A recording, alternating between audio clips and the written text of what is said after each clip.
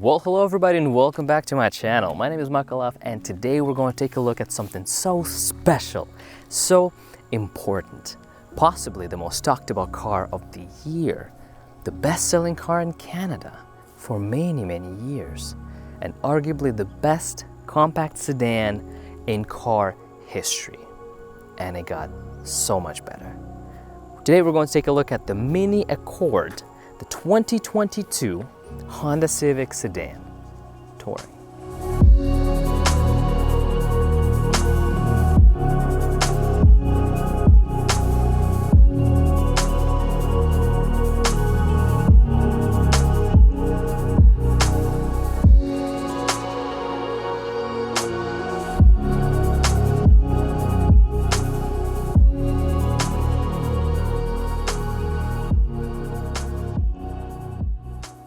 I was debating with myself whether I should even talk about the new Civic's styling and the design.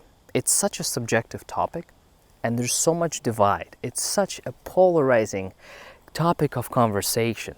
There are people in the camp of hating it and despising it and thinking that it is a Mini Accord and it looks like a Mini Accord and it lost all of its flair and spice and playfulness. But then there are people that absolutely love it, and the people that tell you that you will love it if you see it in person. I have changed camps. I am a trader. I absolutely love the way this car looks. We don't get any of the 15 different fake vents anymore. We don't get that boy racer foolishness, that tackiness, that cheapness.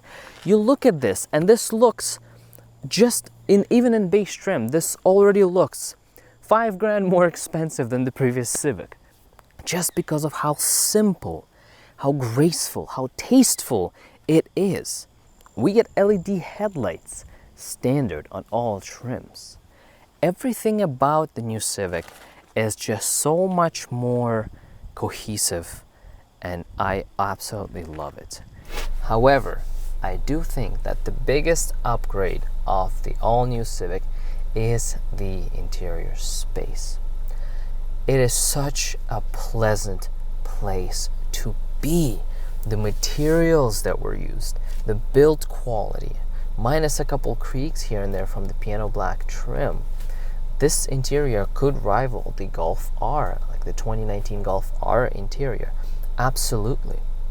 The use of piano black was so strategic in the interior that most of the high touch areas do not have piano black around them. The window controls, they don't have piano black around them. And the center console where the cup holders are, there is no piano black because Honda listens to their customers. I love this long hexagonal pattern faux metal bar, this vent bar that spreads all the way across the dashboard. It is such a simple way to make it look somewhat vintage, but also incredibly modern, and just fill up the dashboard and make it look clean, minimalistic, but yet so tasteful and beautiful at the same time, and so high-end. Instead of any of the swoops and aluminum trims, they just decided to prolong this hexagonal pattern from the vents and all the way across till the end of the dashboard. The steering wheel feels fantastic. It is leather wrapped, it is perfectly sized. We do have some piano black around the airbag and around the buttons, but at the same time it doesn't really get in the way, so it doesn't collect as much dust and as much fingerprints as in some other cars. The buttons are so beautifully and perfectly laid out, so logical. You don't have to look for anything. You're never confused with them. We don't have any of the haptic feedback foolishness. We get buttons that feel great. You can hear the buttons click every time. Everything in this interior is so interactive and is so simple to use and feels so high-end, especially for a Civic. This car is $30,500 Canadian, touring, top trim, and you'll see them on AutoTrader right now for about $32,000 to $33,000 all day long. But everything feels like an Accord. It really feels like it would be a mini Accord. The dials of the HVAC controls. Damn it, listen to this.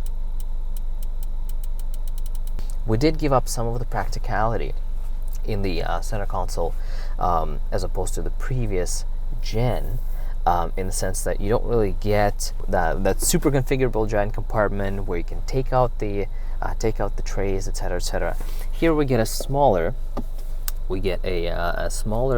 armrest compartment. We get 2 cup holders. I completely accidentally discovered that on the back of this little tray there's a diagram of the first gen Civic that says the Civic history goes on.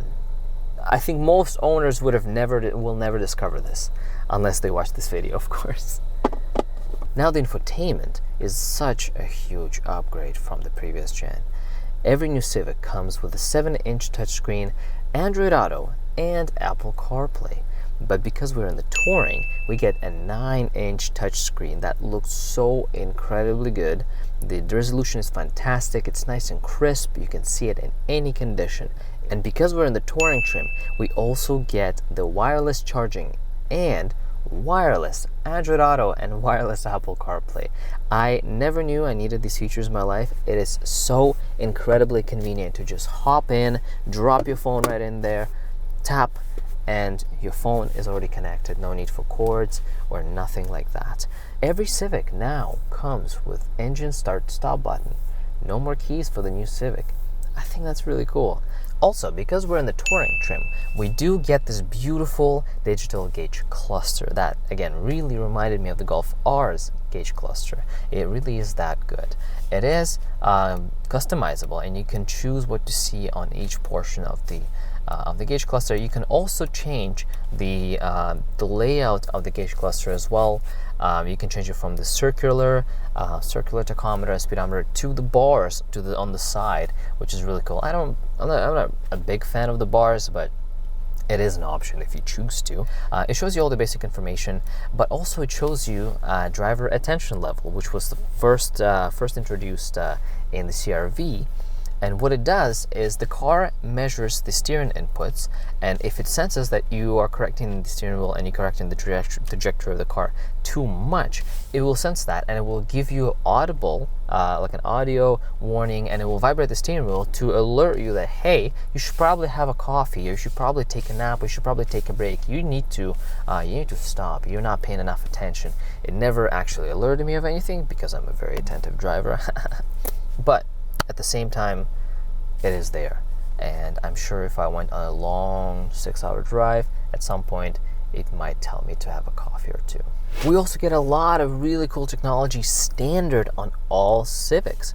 We get the collision mitigation braking system standard on all Civics. We get road departure mitigation, blind spot monitoring system. We get the low-speed braking control as well. All of these you get standard, and it's fantastic. Now again, because we're in the Touring trim, the seats are leather, and the leather feels great. One major complaint I have about these seats though, and honestly it is such a shame. I think for this price and for this price point, it's such a shame, but not even for the price point. This technology was a thing back in the 90s Hondas and Acuras. And I'm talking about lumbar support. I'm not even talking about electronic or electric lumbar support adjustment. I'm just talking about just basic little lever, basic little pump, whatever it is, basic little dial, anything would work. I don't care what it is, but we don't get adjustable lumbar support in these seats. Honestly, this could be a deal breaker for me. If I really like this car, and I was actually considering, like, hey, you know what, maybe I should look into getting one of these sometime in the nearest future. But the lack of lumbar support for me would be an absolute deal breaker. For anybody who has lower back pain or any sort of back issues, or maybe is just older, I think this could be a deal breaker. So this is just something to pay attention to. A couple more things that the Touring trim gives you is the 12-speaker Bose sound system that is pretty good. I like it. It doesn't sound like trash. The previous Civic that we tested, that was the base one, and I think it had like 4 or 6 speaker system, and it just sounded like it was made out of cardboard. This sounds pretty good. It's not the best audio system out there, but for a Civic, this is great. I give this a 7 out of 10. Pretty good. And we also get a sunroof, which I'm a fan of. Now in the back seat, we do get a surprising amount of space. Or I guess unsurprising, because it is not a small vehicle whatsoever. It's called a compact sedan, but it is actually larger than the previous gen by about 1.5 inches in length, and it really hides its size very well, and it is very spacious in the interior. We do get a nice cup holder here, a couple cup holders, a nice armrest, nice leather all around. We don't get any of the HVAC vents for the rear passengers, unfortunately, but we do get a couple of USB ports to charge our phones for the rear passengers. We do get heated rear seats as well, because touring trim, and we get some speakers here and there, some from the 12-speaker Bose system. Now, I do fit very well, and I have more than enough space here. I don't have a perspective of being a taller man. I'm more of a petite human being, but however, now I am 6'4", and I fit beautifully in the back seat of the 2022 Civic Sedan. There's more than enough space, and I'm very pleasantly impressed and surprised that the 2022 Civic Sedan has passed the bike helmet test with flying colors. Now the trunk space is actually very respectable for the class. In the touring trim we get 14.4 cubic feet of space. The lower trims get 14.8 cubic feet of space. Still noticeably more than the Corolla, and the hatchback is expected to have 24.5 cubic feet of space. I don't know why you'd get a sedan, a Civic Sedan ever again, especially since the new hatchback looks so damn good. I do kind of prefer the sedan styling just because it's a bit more cohesive and makes a bit more sense, but at the same time, if I were given a choice, hatchback all the way. And you know we gots to, right? It's a staple of the channel and such a legendary vehicle, such an exciting car. How can I not just simply gracefully slide right in and just get as comfortable as I can right here? I approve.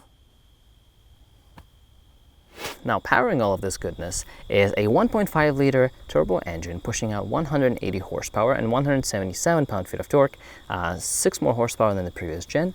All of this is paired to a CVT, kind of a lazier CVT, not the sportiest of the units, but perfect for regular commuting, and paired obviously to the front wheels. Now, it's also important to remember that the engine configurations and the trim pairings work a bit differently in the US and Canada. Now, in Canada, LX, the base trim, Sport trim, and EX get only the 2-liter naturally aspirated engine, pushing out, I believe, 158 horsepower. Only the touring trim gets the 1.5-liter turbo. In the US, LX, the base trim, and the Sport get the 2-liter, but the EX and the touring get the 1.5-liter. Just something to keep in mind.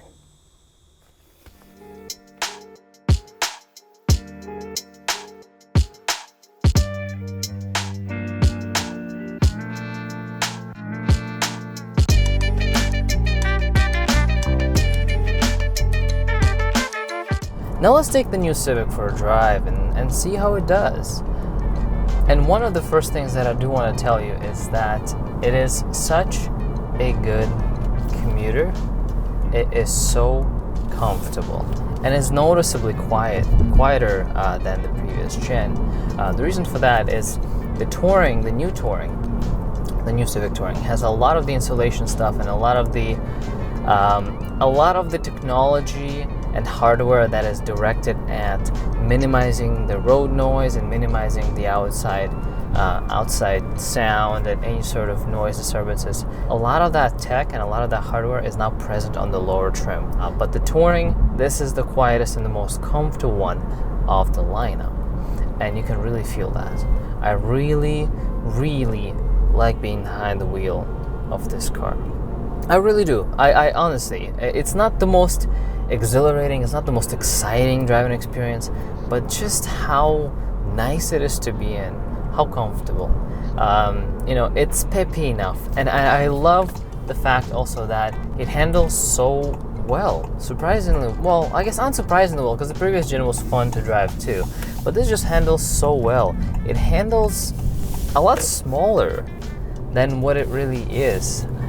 The steering's good and precise, but also at the same time it's comfortable, right? The steering wheel is nice and grippy, but also soft and nice to touch.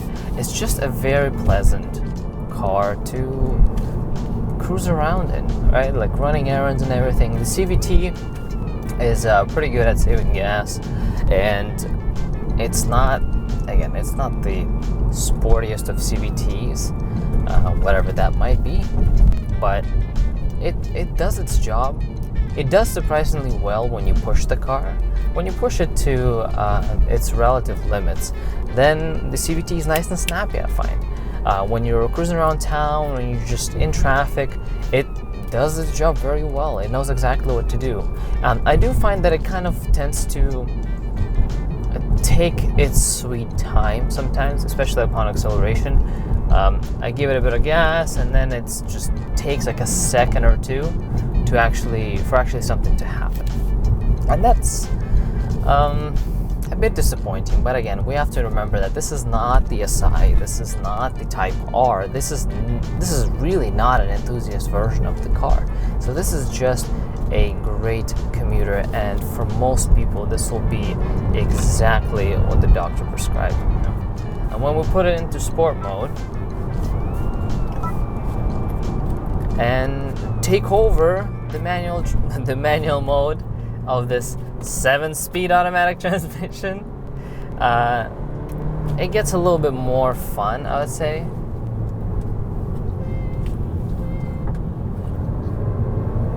The engine sounds pretty good for what it is, and sometimes, especially in sport mode, when you rev the engine way up there and let go, and you can hear that faint, that blow-off valve from that little turbo that it has. Oh man, it handles so well. It really handles like a much smaller car, and that's really, I think, a true beauty of a Civic is when you turn in, it doesn't feel like the size of it. It really doesn't feel like the size of it. This is not a small car anymore. It isn't. But it drives like one. It's nimble and tossable. Woo! Yeah, this is fun. This is fun. I really like it. I genuinely like this car. I wish it had more power. I wish it did have a proper automatic transmission. At least a 6-speed, right? Nice little snappy 6-speed, or something closer to a DSG would be absolutely fantastic. But what I can say for now, and especially when you put it back into normal mode or eco, how about we just put it in eco and just cruise? You can just waft. There, nice and quiet. It keeps the RPM steady, but we're accelerating. And that's how it helps, it save gas, really. There are a lot of things about this car about the new Civic that are targeted at making it as usable as possible on a daily basis. It gives you a relatively sporty experience, and I really like the way it handles. I really do like the way it handles. And I think it's a very good platform to build on. So, boy, oh boy, am I excited for the 2022, or 23, I guess it would be probably, SI hatchback. That, if I stay patient enough, and if it's good enough, I don't know, maybe I'll snatch one up for myself, because that is just too good of a deal. Overall, I enjoyed the Civic experience a lot more than I expected.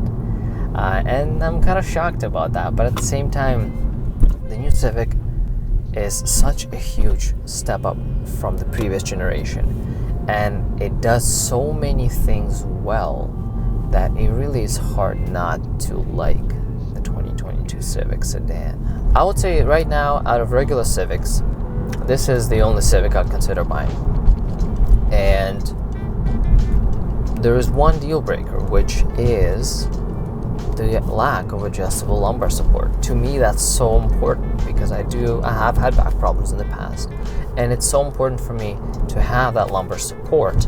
And when you're paying over $30,000 for a car, well, I don't know, man. Especially 2022 model, I would expect it to have lumbar support. My girlfriend's 2011 Honda Accord has adjustable lumbar support.